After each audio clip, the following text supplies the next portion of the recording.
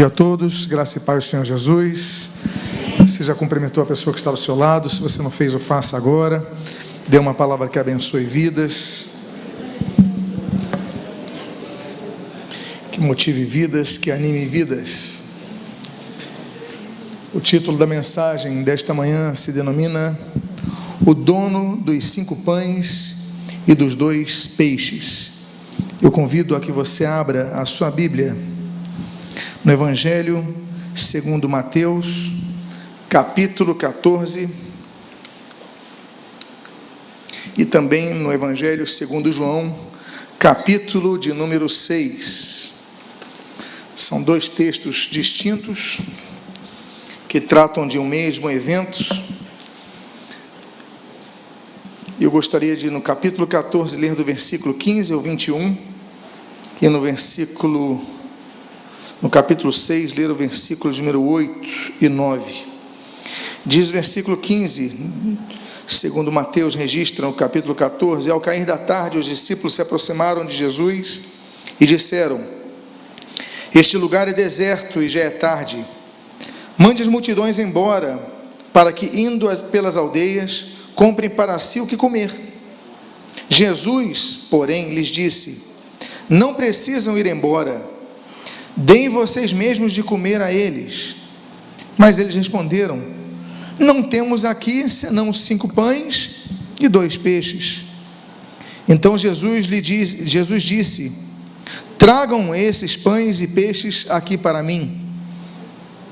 E tendo mandado que a multidão se assentasse sobre a relva, pegando os 5 pães e os 2 peixes, erguendo os olhos para o céu, os abençoou. Depois, tendo partido os pães, deu aos discípulos, e estes deram às multidões. Todos comeram e se fartaram, e ainda recolheram 12 cestos cheios dos pedaços que sobraram. E os que comeram eram cerca de 5.000 homens, além de mulheres e crianças. João capítulo 6, versículo 8. Um dos discípulos, chamado André, irmão de Simão Pedro, disse a Jesus: Aqui está um menino que tem 5 pães de cevada e 2 peixinhos. Mas o que é isso? O que é isto para tanta gente? Oremos. Deus amado, Pai bendito, lemos a Tua santa e preciosa palavra. Pedimos, Deus, fala conosco nesta manhã. Abençoa as nossas vidas, fortalece a nossa fé, e o que nós pedimos, nós fazemos agradecidos em nome de Jesus. Amém e amém. Eu coloquei até o termo grego ali, paidarion, para menino, porque em algumas versões colocam um jovem, mas paidarion é um menino, é uma criança, ela não chega a ser um jovem. Paidarion se apontava muitas vezes para entre um menino e um adolescente. Ou seja, estamos falando de um personagem que vai se tornar o personagem central de nossa história. A Bíblia menciona grandes pessoas cujos nomes não conhecemos. Ninguém sabe o nome, por exemplo, da serva de Naamã, que vai levá-lo para a sua cura, sugerindo o encontro com o profeta. Ninguém conhece o nome dela. Ninguém conhece o nome, por exemplo, do irmão do filho pródigo. Sempre falamos do filho pródigo, mas não sabemos nem o nome dele, nem o nome do seu irmão, personagens centrais daquela história. Nessa história surge uma criança ainda no seu estado formativo, mas que ela chega com uma solução para um problema, uma solução que os próprios discípulos adultos, experimentados, que já tinham visto milagres de Jesus, não conseguiram vislumbrar. E aquele jovem, aquela criança, melhor dizendo, na sua simplicidade, ela tinha aqueles 5 pãezinhos, aqueles 2 peixinhos, algo que talvez estivesse ali para uma atividade diária para ele comer durante aquele dia todo. Ele ofereceu e partiu. E eu quero compartilhar então sobre essa criança anônima como centro de nossa história, da qual eu gostaria de extrair várias lições. E a primeira das lições é sobre a fé que gera entrega. Aquela criança, ela entregou os seus 5 pães e os seus 2 peixes, porque ela acreditava Ela cria. Por que ela estava ali junto com Jesus? Porque ela cria. Talvez ela estivesse acompanhada dos seus pais, não sabemos tampouco sobre isso. O fato é que essa criança tem a iniciativa de ir até os discípulos. É uma coisa muito bela. A beleza da história é que não está nos títulos. Não era um apóstolo, não era um discípulo, não era um mestre das letras, não era um rabino, era uma criança que tem iniciativa para solucionar o problema. Mas ela tem por quê? Porque ela tem fé. Ali estava uma discussão, estava faltando comida. Aí Filipe, que é um racional na história, ele já quantitativa a coisa. Não, olha, nem com 200 denários a gente consegue alimentar essa multidão. O denário era uma moeda de uma diária de trabalho. Ou seja, se nós calcularmos uma diária de trabalho aí, por 200 dias de trabalho, você calcula que isso não seria, segundo o cálculo de Filipe, isso não seria suficiente. Mas aquela criança não se importa, porque ela tem fé. Ela fala, olha, eu posso ajudar com o que eu tenho. Fé que gera entrega. Fé que gera atitudes de se oferecer quanto a entregar tudo o que tem. Abraão, por exemplo, ele entregou tudo o que tinha ali em Gênesis capítulo de número 12, ele entregou a sua família, entregou a sua vida. Deus o chamou, olha, sai da tua terra, da tua parentela, vai para a terra que eu te enviarei. Ele entrega tudo.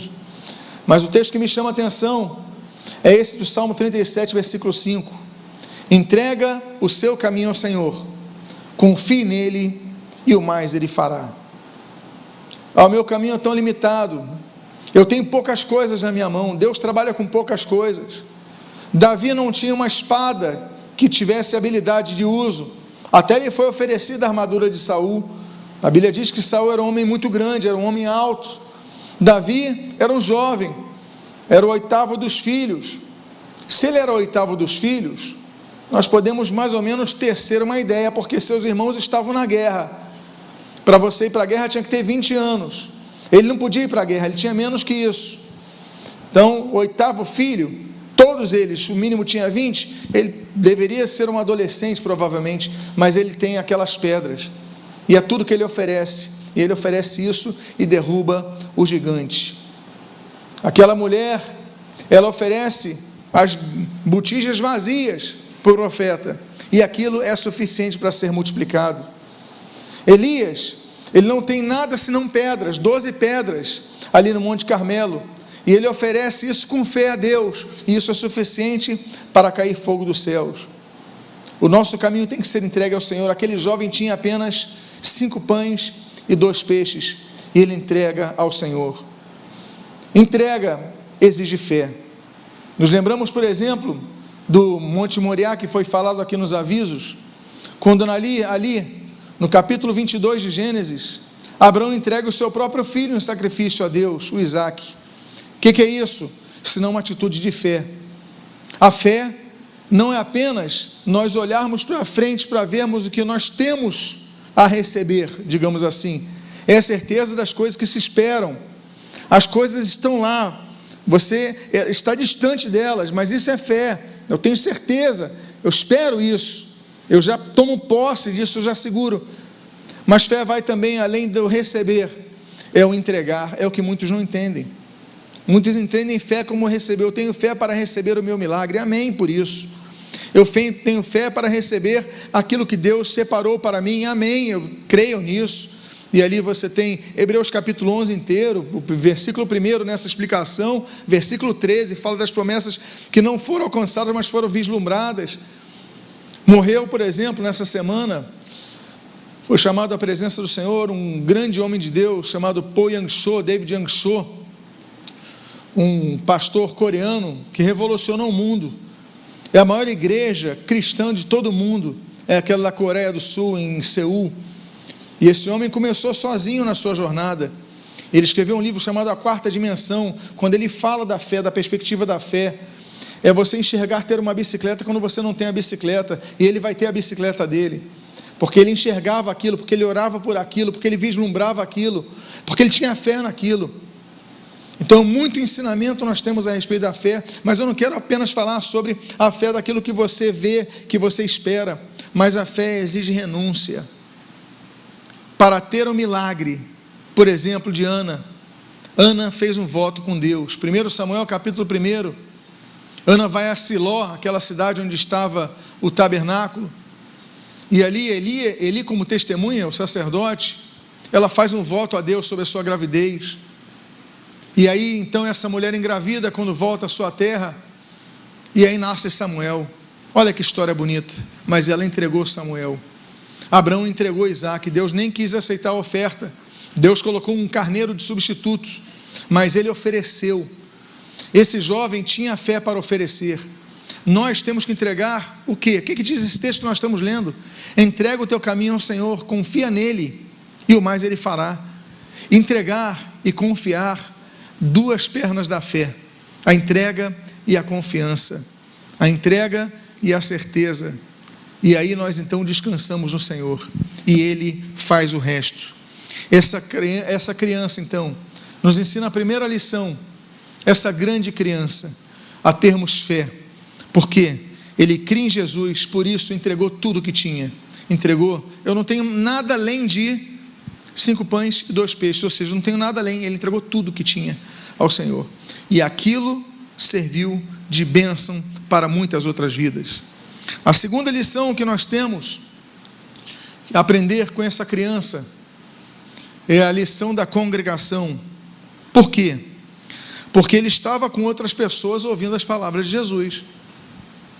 Jesus estava num local, ali na colina, próximo ao mar de Tiberíades, ao mar da Galileia, ao mar do Quinerete, e ali então, aquela criança entregou tudo o que tinha para Jesus.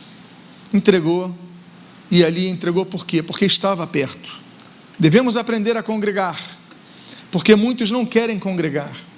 Muitos dizem: eu sou igreja em casa, eu não preciso me congregar para ser igreja.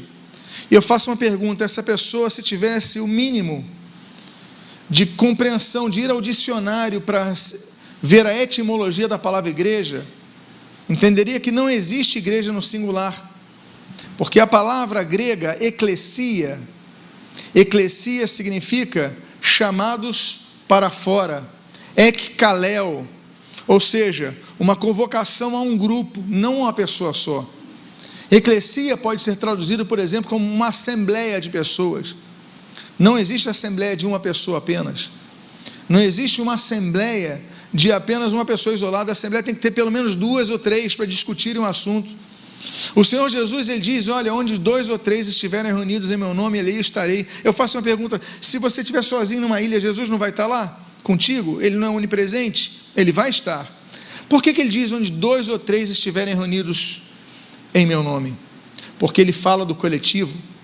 A Bíblia fala da palavra amém, uma das palavras mais citadas em toda a Bíblia. Como é que você vai dar amém se você não está com outra pessoa? Porque amém é você concordar com algo que é dito, é você aceitar aquele pronunciamento. Você sozinho não diz amém. O termo que nós lemos ali em Hebreus capítulo 10, 25, não deixemos de congregar como é costume de alguns. Esse problema daqueles que não querem congregar é antigo, é da igreja primitiva. Muitos falam: a nossa igreja tem que ser como a igreja primitiva. A gente idealiza muito a igreja primitiva como se fosse algo maravilhoso. Na igreja primitiva havia facção. Na igreja primitiva havia todo fofoca. Filhos dormiam com mães, diáconos ofereciam suas esposas, como os nicolaítas ali de Apocalipse. Havia coisas terríveis na igreja primitiva. Falsos mestres inundavam as igrejas. Então a igreja primitiva, você pode ter uma visão idílica dela, mas ela tinha seus aspectos errados, pecaminosos, a tal ponto em Apocalipse 2 e 3, das 7 igrejas, nós só vemos uma plenamente aprovada, que é de Filadélfia, as outras com suas falhas. Agora, uma das falhas que se notava nas igrejas é que muitos deixavam de congregar. Não podemos, a Bíblia diz: não deixemos de congregar como fazem alguns. não deixe de congregar jamais. Congregue numa igreja, porque a igreja é local de edificação, pregação da palavra, também é local de edificação, de exortação.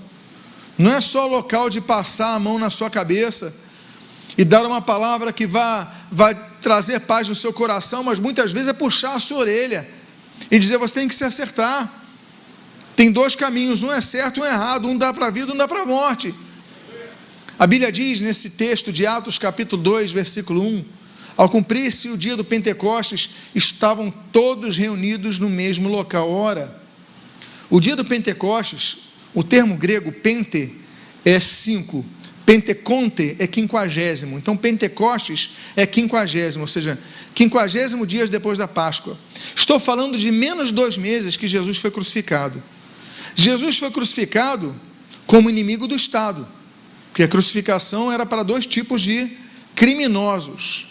Me permita usar o termo, sabendo nós que Jesus era inocente, mas a crucificação é para 2 tipos de criminosos. Crimes, mas num extremo hediondo, como de, por exemplo, estupro, como, por exemplo, de matar crianças, né? Era um tipo de condenação, aliás, daí vai para a cruz. E outra sedição contra o Estado, de pessoas que queriam derrubar o Estado romano. Jesus foi crucificado nesse ponto, a tal ponto que na placa de Jesus, colocava ali, Jesus Cristo o quê? É o rei dos judeus, Jesus Nazareno, rei dos judeus. Então, Jesus entra nessa categorização para a sua crucificação. Então, os seguidores de Jesus, naturalmente, eram vistos como que? Sediciosos, rebeldes contra o Estado. Os seguidores de Jesus, então, se espalharam, tanto é que na crucificação, dos discípulos de Jesus, só tinha João e 3 Marias, junto à cruz. Os outros estavam escondidos. 50 dias depois, nós vemos esse relato em Atos capítulo 2, que a igreja estava reunida no mesmo lugar. Eles podiam ficar cada um na sua casa, isolados, não podiam? Podiam. Era mais cômodo e menos perigoso. Porque se estão 120 pessoas congregadas no mesmo endereço, naturalmente a informação vai vazar. Vaza para um soldado romano, vaza para um oficial, fala: então vamos fazer o seguinte, a gente fica na porta, quando eles saírem a gente prende todo mundo. Não era um risco? Mas mesmo assim, a igreja não deixou de se reunir. Na última caravana que nós fizemos, nós paramos em Roma e fomos visitar as catacumbas de Roma. E lá nós podemos compartilhar com os irmãos o seguinte: olha, vejam vocês onde os irmãos se reuniam. Debaixo da terra, sem ventilação, porque hoje tem ventilador. Hoje você sente um vento. Na época não havia isso. Debaixo da terra, sem ventilação e cheio de corpos em estados putrefacionais. Eles estavam apodrecendo e ainda assim se reuniam numa época de perseguição. E nós deixamos de congregar por quê? Não deixem de se congregar. A igreja ensina desde cedo a que nós devemos congregar. A Bíblia diz em 1 Pedro capítulo 4 versículo 10: olha, sirvam uns aos outros conforme o dom que recebeu. A igreja é o coletivo de pessoas que não se reúne apenas para ouvir, mas para agir. Não se reúne apenas para ser instruída pela palavra, mas se reúne para praticar através dos dons que Deus deu. Eu não tenho todos os dons e você tampouco. Eu tenho alguns, você tem outros, alguns têm responsabilidades, outras, mas igreja é isso, é o somatório. Eu não sou igreja, você não é igreja, nós fazemos parte de uma igreja. É um edifício com vários tijolos. O apóstolo Paulo, ele usa ali em 1 Coríntios capítulo 12, a ideia do corpo de Cristo, onde um é mão, o outro é antebraço, outro é braço, outro é ombro, e aí um somando o outro é dedo, e um somando ao outro nós temos utilidade.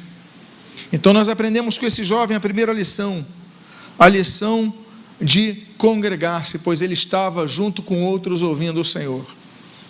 Temos a terceira lição que nós aprendemos com essa criança, uma busca maior de intimidade com Deus. Aquela criança estava próxima de Jesus. Olha, eu vou falar que são 5.000 homens. Se nós somarmos as mulheres, vamos no mínimo duplicar para 10.000 pessoas. Se nós somarmos as crianças, e cada homem, se tivermos casais ali, cada um no mínimo com 2 crianças, nós vamos para 20.000 pessoas. É muita gente. É muita gente. São quantos apóstolos que estão ali coordenando com Jesus? 12. 20.000 pessoas, 12 apóstolos. Eles estão conversando sobre o problema da fome entre si. Eles vão até Jesus. Eu imagino Jesus no centro daquela multidão, numa área um pouco mais alta para que as pessoas o ouvissem, mas ali no cerne, e ali os discípulos próximos, e a Bíblia diz que aquele jovem, ele ouve o problema. Os discípulos estão comentando com Jesus: olha, não tem comida, despede o pessoal para ir para suas casas, não vai ter comida. E o Filipe fala aquilo dos denários, aí André chega e olha, tem uma criança aqui que me procurou. André tem aquelas iniciativas boas, né? O André chega, vem cá garoto, vem cá. André, ele quebra o racionalismo de Filipe. Ele fala: peraí, tem um garoto que está oferecendo uma coisinha aqui. O que? Olha, esse garoto aqui, essa criança aqui, esse menino, ele tem 5 pães e 2 peixes. André, ele dá um passo além, né? Ele crê numa possibilidade. Ele sabe que 5 pães e 2 peixes não alimentam nem 3 pessoas. Sem 5 adultos é muito pouco. É só os 2 peixes para 5 adultos. Você vai ter que, tudo bem, mata ali a fome, mas imagina para 20.000 pessoas, pelo menos. Aí chega aquele André, chega com a criança, está aqui essa criança daqui. Mas por que nós aprendemos a busca de intimidade com Deus? Porque essa criança estava próxima de Jesus. Nós devemos buscar ao Senhor, buscar intimidade com o Senhor. O texto que você lê do Salmo 105, versículo 4, diz que busquem o Senhor e a força do seu poder, busquem continuamente a sua presença. É buscar. Buscar é uma iniciativa nossa, é uma ação nossa, é uma atitude nossa. Eu tenho que buscar. O texto diz: busquem. Nas versões mais antigas diziam: buscai ao Senhor, busquem ao Senhor, ou seja, hajam. Há pessoas que não buscam ao Senhor, não buscam, mas o termo diz: busquem continuamente a sua presença. Não é só aos domingos, não é só em culto, é continuamente. A segunda-feira vai chegar, amanhã está às portas. Busquem o Senhor na segunda, busquem o Senhor na terça, através da oração, através da leitura bíblica e o estudo, através de ouvir a palavra, através de ouvir louvores, não sei, mas busquem o Senhor continuamente. E isso nós aprendemos com esse jovem, que ele estava próximo a Jesus. Nós aprendemos nesse texto de Isaías 55:6, busquem o Senhor enquanto Ele pode ser encontrado, invoquem-no enquanto Ele está perto. Meus amados irmãos, muitos perdem a oportunidade, porque têm vida e não buscam o Senhor, mas depois que a porta da arca se fechar, será tarde.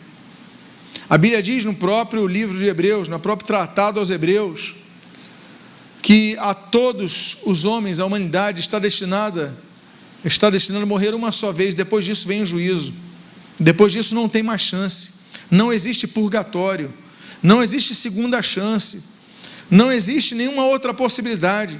Busquem ao Senhor enquanto pode ser achado. E o texto, Jeremias 29, buscar-me-eis e me achareis, quando me buscar de todo o vosso coração. Nessa versão, vocês me buscarão e me acharão quando me buscarem de todo o coração. A busca tem que ter o nascedouro no nosso coração. Não é apenas porque alguém pede. Há pessoas que, no momento do apelo, fala assim: vai lá você, cutuca o outro, empurra o outro para fazer o apelo e vai lá na frente, não acontece nada. Mas às vezes o empurrãozinho desperta a pessoa para a coragem, tudo bem, para aquela timidez, romper a timidez. Mas a conversão, ela vai acontecer quando o coração ele se abrir, buscar o Senhor de coração. Você está aqui na igreja por quê? Porque você está buscando o Senhor, buscando a sua palavra, buscando conhecimento, veio louvar ao Senhor em comunhão com os santos. Então nós devemos buscar ao Senhor, e nós o encontraremos quando buscarmos de todo o coração. Eu nunca senti a Deus, eu não sinto a presença de Deus. Busca de coração, que você vai sentir. Eu não sinto, eu não ouço a sua voz. Você está ouvindo agora a palavra de Deus sendo pregada, em qualquer púlpito, com qualquer voz, até através de mulas. Deus falou para Balaão. Deus usa qualquer um, mas que você abra o teu coração e fala: Deus, fala comigo no meu coração. Nós aprendemos com essa criança que nós devemos buscar a Jesus, porque estamos perto. Essa criança estava perto de Jesus, essa criança estava se informando a respeito do que estava acontecendo, essa criança não era alienada. Belos exemplos dessa criança. Temos uma quarta lição a aprender com essa criança, a lição da vigilância. Aquela criança estava preparada. Assim que surgiu o problema, ela olhou: o que eu tenho aqui? Eu tenho 5 pães, eu tenho 2 peixes, opa, estou preparado.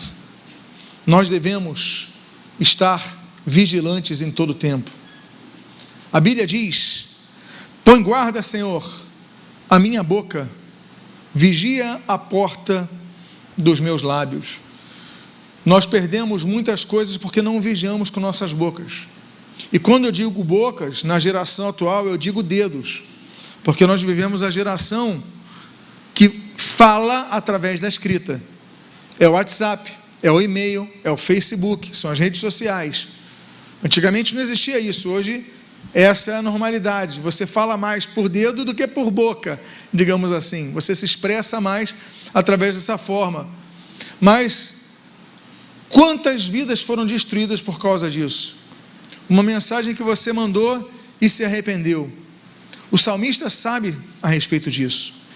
O salmista, ele se alerta, ele fala: Deus, põe guarda na minha boca, vigia a porta dos meus lábios, porque para que eu não fale demais. A Bíblia diz em Eclesiastes 3 que há tempo de falar e há tempo de calar. O sábio, ele sabe pesar as suas palavras. Meus amados irmãos, a primeira coisa que nós devemos vigiar é a nossa boca, porque, diz Tiago, ela é como uma chama que se inflama e destrói uma floresta de coisas boas. Então nós devemos vigiar o que nós falamos, não é apenas o que nós vemos, o que nós ouvimos, mas como nós falamos, mesmo dentro da igreja. Outra coisa que nós devemos vigiar é o termo que Jesus fala: vigiem, orem, vigiai e orai, né, nas versões mais antigas. Vigiem e orem para que não caiam em tentação. O espírito na verdade está pronto, mas a carne é fraca. Jesus falou aos seus discípulos. Há uma ordem muito clara aqui: não é orar e vigiar, é vigiar e orar. A vigilância vem antes da oração. Se você notar nos termos que o texto está escrito, são sempre nessa ordem. Ou seja, devemos vigiar primeiro e orar. Tem gente que ora e não vigia, aí cai. Vigia e ora, vigia e ora. Eu gosto muito daquele texto de Neemias, quando a Bíblia fala que os trabalhadores que reergueram os muros de Jerusalém, eles com uma mão, eles tinham suas pás, as suas ferramentas de trabalho, e com outra mão eles tinham espada, porque se viesse o inimigo, eles podiam se proteger. Nós devemos estar assim, armados com a armadura de Deus, em todo o tempo, como vocês têm aprendido nas escolas bíblicas dominicais, estar armados, estar preparados, vigiem. E aí nós vemos esse texto, que eu acho muito bonito, muito expressivo em relação a Abacuque, quanto ele fala em relação à vigilância. Ele diz assim: estarei na minha torre de vigia, ficarei na fortaleza e viajarei para ver o que Deus me dirá e que resposta eu terei à minha queixa. Torre de vigia, para vigiar a resposta de Deus. Muitas vezes nós pedimos coisas a Deus, Deus nos responde e a gente não vê, a gente não percebe, Deus já respondeu. Você pede uma coisa, a resposta não vem, aí você fala: a resposta não veio, aí Deus falou: mas já te respondi, já te respondi 3 vezes, você que não percebeu. Então ele falou: olha, eu vou me colocar na torre de vigia, para eu vigiar, para eu observar detalhes da resposta de Deus, porque Deus nem sempre responde como nós queremos que Ele responda, com um letreiro na nossa frente piscando. Ele responde em entrelinhas, Ele responde em detalhes, Ele responde muitas vezes não em trovões ou vendavais, mas através de uma brisa suave. Ali está a voz de Deus. Não é isso que nós lemos ali com Elias? Então esse jovem nos ensina a vigilância. Ele estava pronto para agir no momento que precisava dele. Quinta lição que nós aprendemos com esse menino, com essa criança, é a lição do amor. Ele não pensou em si próprio, ele pensou nos outros, não é verdade? Ou vocês acham que não houve amor ali? Ele perdeu tudo que tinha para alimentar os outros. Ele sabia, eu volto a dizer, primeira lição da fé, ele sabia que podia acontecer um milagre ali. E ali nós vemos sobre o amor. A Bíblia diz, em 1 Pedro 4,8, acima de tudo, porém, tenham muito amor uns para com os outros, porque o amor cobre multidão de pecados. Olha que coisa linda, a força do amor. A essência de Deus, como diz 1 João, capítulo 4, Deus é o quê? Deus é amor. A essência de Deus é o amor.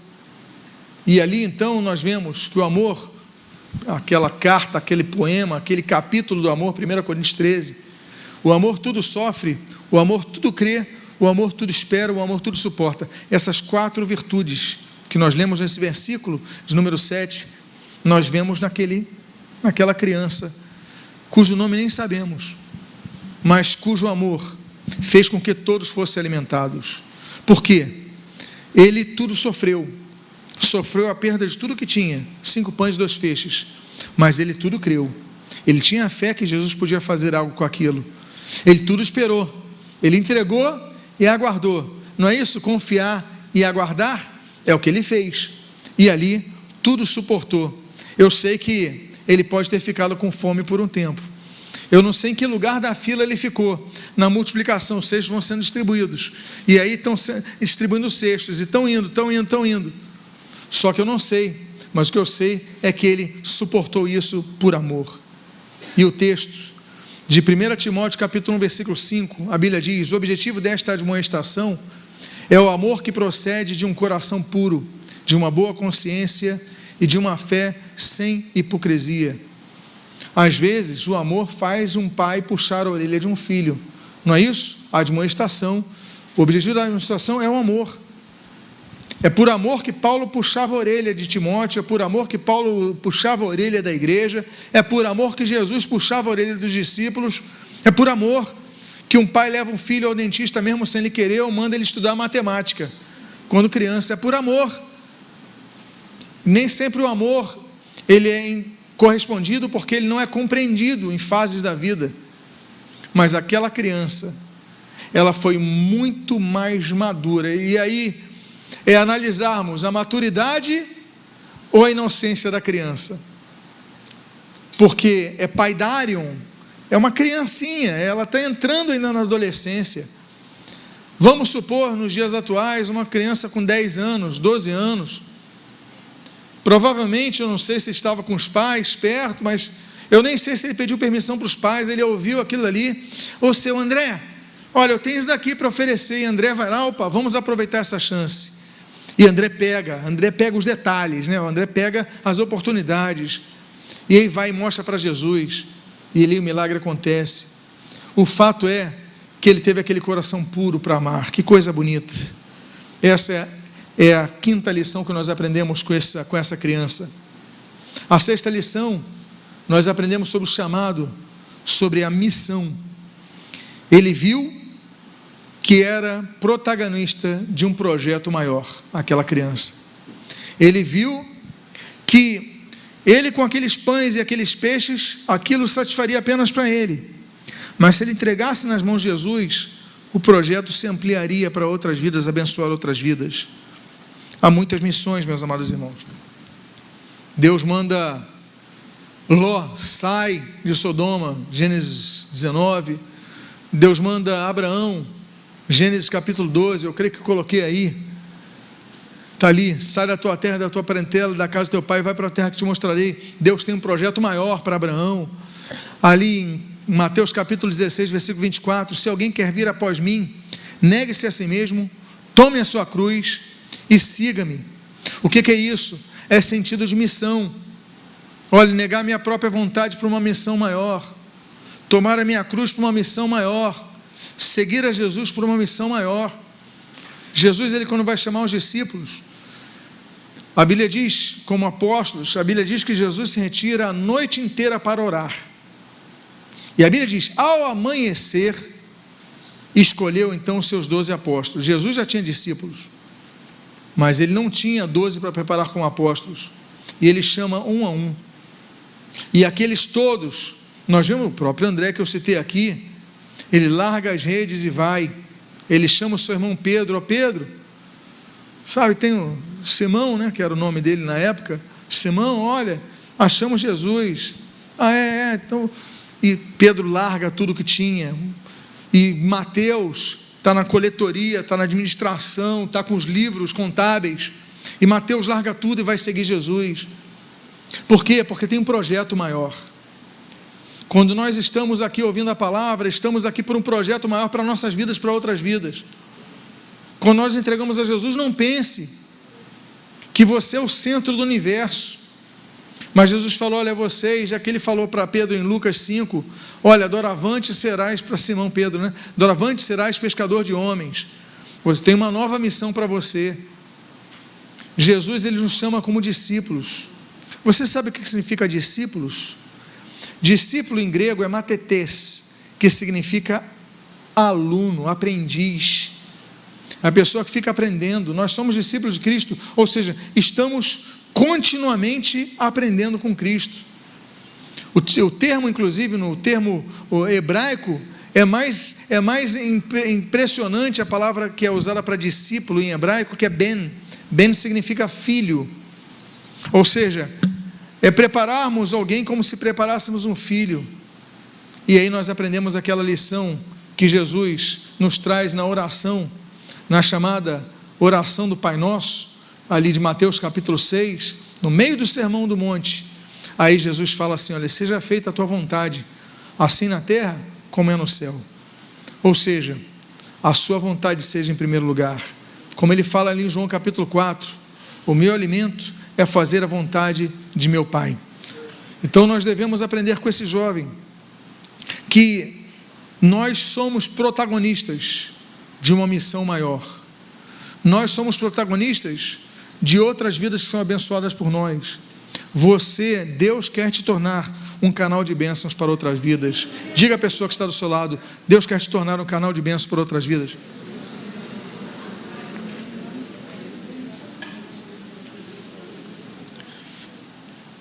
Sétima lição e penúltima que nós temos com esse jovem anônimo, com essa criança anônima,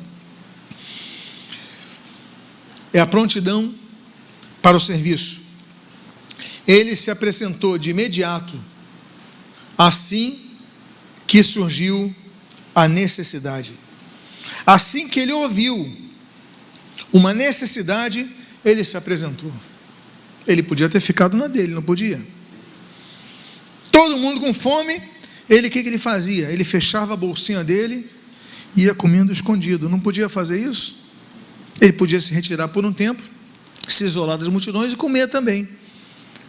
Mas o que ele faz? Eu estou pronto para o serviço. Há uma necessidade? Conta comigo. O que é isso? É o exemplo que nós temos que aprender com esse jovem, de prontidão para o serviço. A Bíblia diz em Tito capítulo 3 versículo 1, lembra a todos que se sujeitem aos governantes e às autoridades, que sejam obedientes e estejam prontos para o quê?